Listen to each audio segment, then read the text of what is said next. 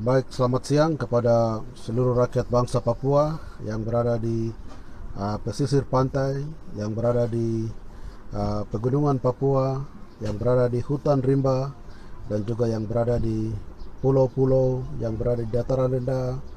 Kami dengan penuh rasa hormat sekali lagi kami berterima kasih dan menyampaikan banyak terima kasih kepada Anda sekalian yang telah melaksanakan dan memperingati HUT kemerdekaan negara bangsa Papua yang ke-49. Dan juga kami menyampaikan banyak terima kasih kepada seluruh pendukung-pendukung perjuangan bangsa Papua yang berada di seluruh dunia, yang dimana dengan konsisten terus menyuarakan dan mendukung perjuangan bangsa Papua dari sisi hak asasi manusia, dari sisi demokrasi, keadilan, untuk secara bersama-sama menentukan masa depan bangsa Papua. Dan kami juga tidak lupa menyampaikan banyak terima kasih kepada semua kawan-kawan pro demokrasi Indonesia dan juga Front Rakyat Indonesia untuk Free West Papua yang terus bisa melihat masalah Papua adalah masalah yang harus diselesaikan demi menyelamatkan rakyat Papua daripada penjajahan kolonialis dan kapitalis, dan juga bagaimana dengan menolong rakyat Papua, mendukung rakyat Papua untuk merdeka dan berdaulat adalah memperbaiki nama baik Indonesia di mata internasional, dan juga memperbaiki nama baik Indonesia untuk menentukan masa depan Indonesia yang lebih demokratis. Pada kesempatan ini, atas nama rakyat Papua, izinkan kami sebagai Ketua Organisasi Induk Perjuangan Bangsa Papua atau Ketua OPN untuk menyampaikan kritik yang tegas terhadap pemerintah Jakarta yang dimana sedang mencoba memberikan secara sepihak menekan rakyat Papua untuk harus menerima pemberlakuan otonomi khusus jilid kedua, di mana asumsi dan juga proses yang sedang dilakukan oleh pemerintah Jakarta. Kami sebagai organisasi Papua Merdeka, kami melihat ada sesuatu yang mesti harus dibicarakan bersama-sama antara rakyat Papua dan juga antara pemerintah daerah yang merepresentatifkan pemerintah Jakarta di Papua, dan juga antara pemerintah Jakarta dan juga antara kelompok-kelompok yang sedang memperjuangkan nasib rakyat bangsa Papua. Karena seperti organisasi Papua Merdeka yang sudah berjuang dan melawan kolonialisme dan kapitalisme di tanah Papua yang sekarang sudah mencapai 58 tahun, kami sangat mengerti. Kami berjuang karena ada sebuah dasar ideologi dan juga ada sebuah keyakinan dan kepercayaan antara kami rakyat Papua untuk menentukan nasib bangsa Papua sesuai dengan kehendak rakyat Papua tanpa ditekan oleh bangsa-bangsa lain di seluruh dunia. Kami kembali ke konteks pemberlakuan otonomi khusus yang sudah dilakukan dalam tahapan pertama dari 2001 sampai dengan 2021, dan dalam masa yang sedikit lagi berakhir, kami mulai melihat ada sebuah proses yang sedang terjadi oleh pemerintah Jakarta yang mencoba untuk memecah belahkan kekuatan Komprador Indonesia sendiri di Papua. Sudah mulai mencoba mengambil beberapa representatif di parlemen tanpa melakukan konsultasi terhadap instansi atau beberapa pemimpin-pemimpin yang lain seperti DPRP, MRP, dan juga Gubernur Papua. Yang lebih parah lagi, kami tidak melihat sebuah inisiatif yang baik dari pemerintah Jakarta untuk bisa membuka ruang demokrasi bagi rakyat Papua secara komprehensif, untuk bagaimana rakyat Papua bisa menentukan pilihannya yang tepat dan baik bagi masa depan rakyat Papua. Ini masalah yang sedang terjadi yang kami lihat. Untuk itu bersama ini kami organisasi Papua Merdeka dan Tentara Pembebasan Nasional Papua Barat ingin menyampaikan kepada pemerintah Joko Widodo untuk harus berpikir secara komprehensif, harus berpikir secara demokrasi, harus berpikir secara transparansi dalam melihat masalah Papua. Pemerintah Jakarta tidak bisa melakukan atau membentuk pansus, yaitu hanya mengambil 1-2 orang dari DPD RI dan juga Mendagri untuk membentuk sebuah kebijakan untuk masa depan bangsa Papua tanpa melibatkan semua elemen rakyat bangsa Papua, termasuk kami organisasi Papua Merdeka dan juga faksi-faksi organisasi yang memperjuangkan hak rakyat Papua dari dulu sampai saat ini. Kami melihat ada kebijakan Jakarta yang mencoba untuk memecah belahkan kekuatan pemerintah sendiri di Papua dan juga mencoba untuk membuat sesuatu, memberikan tekanan tanpa memberikan opsi dan membuka ruang demokrasi bagi rakyat Papua. Untuk itu sekali lagi kami tegaskan kepada Philip Wamafma sebagai ketua pansus dan juga Freddy Numberi yang ada di sana sebagai salah satu senior orang Papua yang dipakai oleh Jakarta, dan juga Yoris Raweai, Anda bertiga harus berpikir baik-baik. Ada juga orang Papua selain Anda yang ada dalam tim yang sedang Anda bentuk pansus untuk menentukan nasib bangsa Papua. Anda tidak merepresentatifkan kami semua. Anda tidak merepresentatifkan semua alam Papua. Anda tidak merepresentatifkan semua apa yang ada di Papua. Bagaimana Anda bisa sendiri pergi duduk di Jakarta untuk menentukan nasib kami? Anda sedang mengulangi sebuah proses yang salah pernah terjadi pada PPRA 69.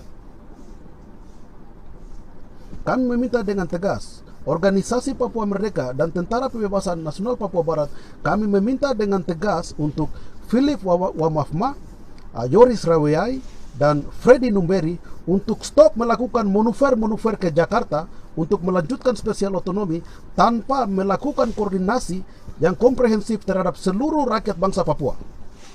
Anda tidak punya hak berbicara atas nama kami. Anda tidak punya hak untuk berbicara atas nama seluruh rakyat bangsa Papua. Yang harus Anda nyatakan kepada Jakarta adalah, nyatakan kepada Presiden Republik Indonesia Joko Widodo dan Kabinet Pemerintah Indonesia bahwa membuka ruang demokrasi kepada rakyat Papua untuk menentukan pilihannya. Apakah rakyat Papua mau meminta melanjutkan spesial otonomi atau rakyat Papua ada pilihan lain? Kalau rakyat Papua memiliki sebuah pilihan lain untuk menentukan nasibnya sendiri, Anda tidak bisa melakukan penetrasi, tekanan-tekanan yang dimana membungkam ruang demokrasi bagi rakyat Papua. Itu hal yang dimana harus dimengerti dan dicatat oleh pemerintah Jakarta, karena kami melihat bahwa dalam hal ini pemerintah Jakarta sedang mendesain sebuah konflik yang berkepanjangan di Papua. Hal yang kedua, Indonesia masih memiliki utang yang besar terhadap rakyat Papua. Sejarah integrasi Indonesia masuk ke West Papua itu sejarah yang belum selesai. Papua sudah dideklarasikan kemerdekaannya berdasarkan resolusi UMM 1514. Pemerintah Belanda telah memberikan sebuah embrio yang kuat terhadap negara bangsa Papua, dan bangsa Papua dengan penuh kesadaran telah melahirkan sebuah manifesto negaranya dengan deklarasi 1 Juli 71 yang telah dirayakan oleh seluruh rakyat bangsa Papua kemarin. Integrasi Indonesia terhadap bangsa Papua yang dilakukan dari 1 Mei 1963 adalah cacat hukum. Karena New York Agreement lahir setelah resolusi umum 1514 yang dilahirkan oleh United Nations pada tanggal 14 Desember 65. Maka itu New York Agreement yang dimana dilakukan antara pemerintah Indonesia, Belanda dan Amerika tanpa melibatkan orang Papua, semua adalah fail. Semuanya adalah ilegal yang terjadi di bangsa Papua. Maka itu kontrak karya 7 April 67 dan juga pelaksanaan PPRA 69 itu semua dilakukan di luar daripada prosedur yang demokratik. Maka itu untuk menentukan nasib bangsa Papua, yang kami lihat setelah Indonesia ada di Papua, pemberlakuan otonomi khusus dalam prosesnya, dalam input proses maupun juga dalam keputusan-keputusan itu tidak pernah melibatkan orang Papua. Di sini kesalahan Indonesia. Yang ketiga, Indonesia punya masalah di Perserikatan Bangsa-Bangsa. Anda sudah menyatakan, Anda sudah admit Anda sudah realize di United Nations Human Rights Council bahwa Anda mengatakan bahwa Anda akan menerima fact finding mission atau tim pencari fakta. Kunjungan dari Human Rights ini belum tiba sampai di Papua dari PBB. Masalah-masalah ini harus ada pihak ketiga ke Papua melihat masalah ini secara komprehensif, dan setelah itu kami bisa menuju kepada sebuah proses keputusan yang dimana Anda melakukan. Jadi spesial otonomi saat ini dimana mau ditekan dan diberikan kepada rakyat Papua, semua harus stop dulu. Indonesia membuka diri, rakyat Papua tenang membuka diri, dan juga kami mengundang pihak internasional masuk melakukan sebuah tim untuk mencari fakta di Papua. Sebetulnya ada masalah apa di Papua sampai setiap hari TPN tetap bisa menembak TNI, sampai setiap hari bisa ada pembantaian, pembunuhan, pencurian.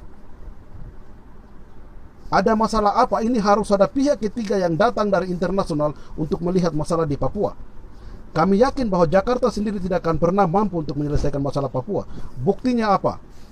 Kasus Biak berdarah, Paniai berdarah, kasus Wamena berdarah, kasus Abe Pura berdarah, belum pernah selesaikan oleh pemerintah Indonesia. Indonesia tidak mampu untuk menyelesaikan semua kasus-kasus ini.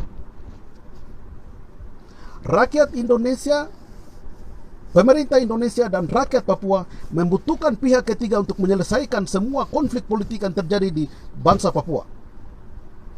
Pemerintah Indonesia sudah terkesan tidak mampu untuk menyelesaikan masalah-masalah yang terjadi di bangsa Papua.